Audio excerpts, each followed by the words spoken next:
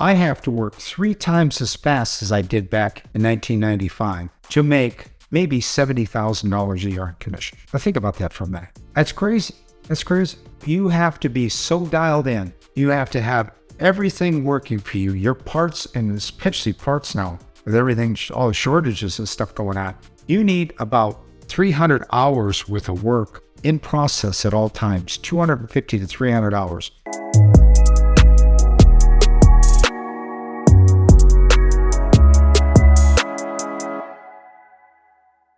In 1983, for instance, I was at a Chevy dealer. My boss went to lunch. The supervisor came in right behind a State Farm adjuster that came out and okayed the job that I was working on. It was right in front of me. It was an older Park Avenue, I think. And he came in and we started talking, and I happened to ask him, I said, how's State Farm doing with the 3 hurricanes they had down in Florida? That was quite a bite out of your budget, wasn't it? The guy laughed and he said, no, not really. He said, maybe a couple $1 million at the end of the day we'll pay out. A couple million, maybe. I think it's the number he gave me. That's it? Sometimes you guys were heavily insured, and a lot of people had your insurance in Florida. He says, yeah, they did, but we're not paying for houses that were completely gone down to the foundation. He said, if the skeleton, or the stick part of the shell of the house stayed intact, because it had the right anchoring done, hurricane anchors, then we paid. But the ones that have swept off the foundation completely, we're not paying. And said the building inspector didn't inspect the houses correctly. So basically,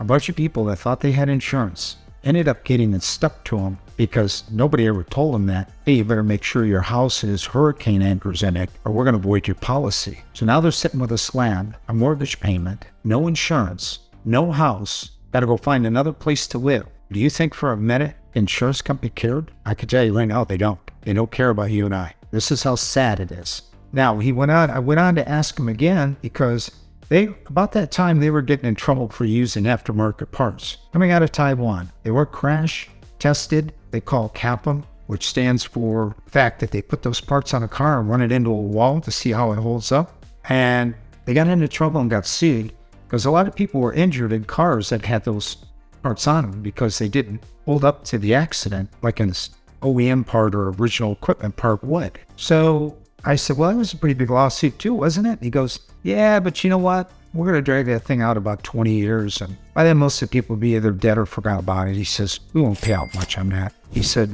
well, I think before we even started this conversation, I asked him how State Farm was doing. And he says, well, we're at about $83 billion in net worth. 1983, $83 billion. I go, excuse me, did you say 83 million? He goes, oh no, our assets, we have 83 billion in assets. I went, they own amusement parks, they own malls, they own all kinds of stuff. That's the money that they robbed the public and the employees of to get that. Their wages, they don't take no pay cuts. They get paid whatever. They make good money working for the insurance companies. Most of them are over 6 figures today. I can't do 6 figures doing the work. Why should the guy that's standing there telling me it's not worth that get 6 figures? But they do. They get a car, they get fuel, they get a good wage, they get paid for all their holidays, vacations, 2-3 weeks. We don't get vacations like that. You gotta work for somebody for 10 years to get 3 weeks vacation. They probably get that out of the chute. So anyway, going back to the story, he was looking at my sheet and marking some stuff down. He got all done. He says, I said, well, how's my sheet look? He says, well, I cut you 4 hours. I said, I tapped him on the shoulder. I says, hey, remember that $83 billion you spoke of, profit, net worth? He said, yeah. I said, that's an honest sheet. You need to put that 4 hours back on there. He looked at me and he says, all right, I'll put it back on. I'll take it away from the next guy. I was flabbergasted. I was thinking to myself at that time, what a joke that we're experiencing this kind of behavior. You can only imagine, fast forward, 40 years? I was 83, 40 years. How bad it's got. Anyway, I just wanted to express some of my thoughts about the industry at the tail end of it and bring the attention maybe to some people that didn't even think of some of the areas I mentioned just now. The sad reality of it is these corporations like Caliber, Service King, Gerber, CarStar, some of the bigger ones, they're going to find out in the near future, very near future, that there's such a shortage of skilled body collision techs and nobody's getting into it. Their profit margin is about to come to an end because it's going to come to a point where they're going to have to total every car because there's not going to be anybody to fix it.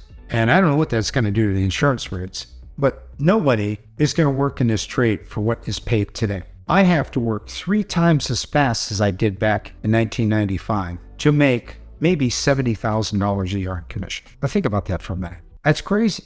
That's crazy. You have to be so dialed in. You have to have everything working for you. Your parts, and especially parts now, with everything, all the shortages and stuff going on, you need about 300 hours worth of work in process at all times, 250 to 300 hours. Sounds insane. Some shops don't take that in a whole month.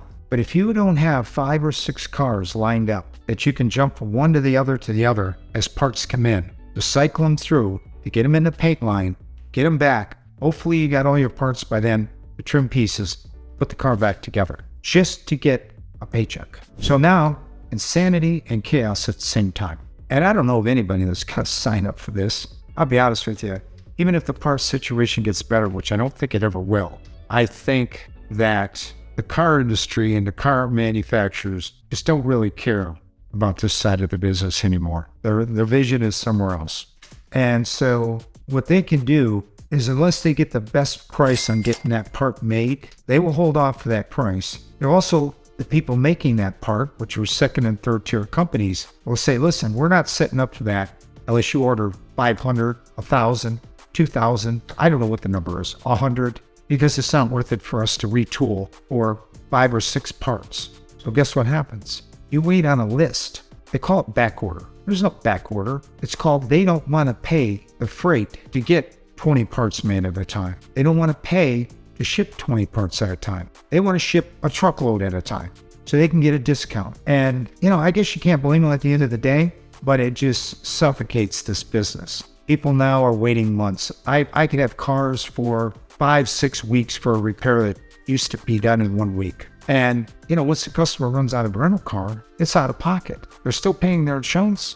They're still paying the car payment, and they've got nothing to drive because now they're out of rental. And the rental coverage today, it's usually about, unless you pay for an extra plan, it's somewhere around $30 a day, $1,500 a month. So that's the cap, $1,500. So you go out and you get a car that's $100 a day, because that's what you can haul your family around. In 15 days, you're out of rental. What if you go get the rental on Friday or Thursday of the week, but you don't get a chance to drop your car off at the collision shop till the following Monday? Every one of them days count. Weekends count. So you could walk into a body shop 5 days into your rental, it's only going to last 15 days, and you're out of rental in 10 days.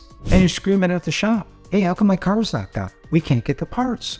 I mean, you can't believe the amount of frustrated customers we deal with today over that exact idea right there, where they don't have rental coverage at all. Then they're really upset, when their car doesn't come back to them in any kind of time. If the car is drivable, 9 times out of 10, we'll keep them on the road until we physically have enough parts in our hand to make the thing get fixed. Even if we have to put a bent part back on it till the other one comes in, we will do it. But that's few and far between. A car that's crashed in an accident, the suspension's ripped out, or it's not drivable, it's going to sit. And I finished one a while back between the insurance company delaying it and sitting in storage yards. They ran up a $4,000 bill on a storage yard while the car sat, and they decided what the repair was worth. We ended up keeping it, all total, between the salvage yard and us, I want to say it was 3.5 months people were without their car. That's insane. That's insane. So I guess with that, I'll end it here. I just wanted to kind of reflect back on some of this stuff and put it out there. Whether anybody believes me, wants to believe me, do your own research. I'm living proof of it. I painfully made it through it. I wouldn't wish this occupation on anybody. I would go be an electrician. I would go be a plumber. I would go be an engineer.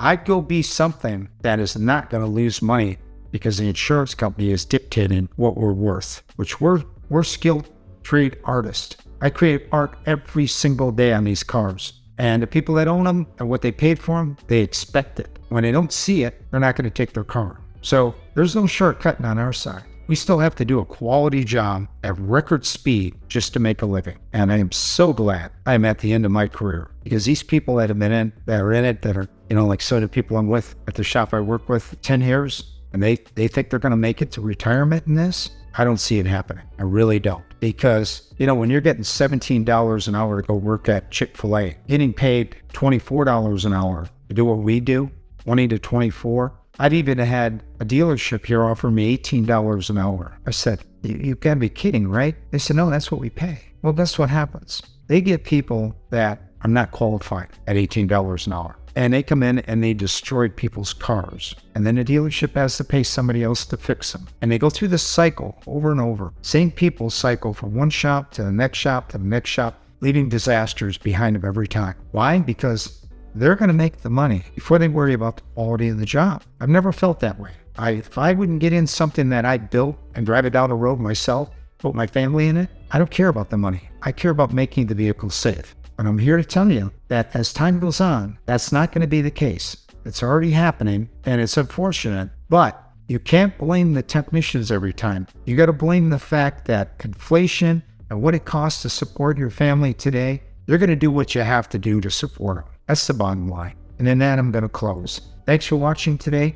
I hope you enjoyed my rant on the insurance companies. They are a force to be reckoned with. They loan money to the government. There's nobody ever going to step in and slap their hand and say, hey guys, you've been cheating everybody here. You got to step up to the plate and start paying. They're not going to do that. Nobody's going to do that. I'd be a fool if I thought they would. But with that, stay tuned for more. The channel is kind of diverse, jumping around, looking at body tools, talking about insurance companies, doing welding vehicles, showing some different techniques, and then just working on the showroom still here in the garage that we're filming with today, which is pretty much a disaster in the way of getting back to the projects and getting them finalized. We're close. I'd say we're about 85% of where I want to be to finish it, but that last 15% has been a struggle. Been involved in working in the yard and getting a lawn in and fences, and you buy a new home and there is a lot of work in a new home. You think, okay, it's brand new, it doesn't need anything. Well, that's correct,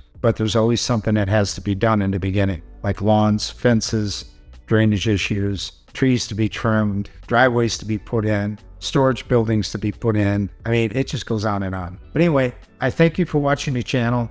We're up to about 360 subscribers. If you would subscribe to us, I would appreciate it. Hit the bell notification for all, and we'll see you in the next video. And thanks again for watching. Take care now. Bye.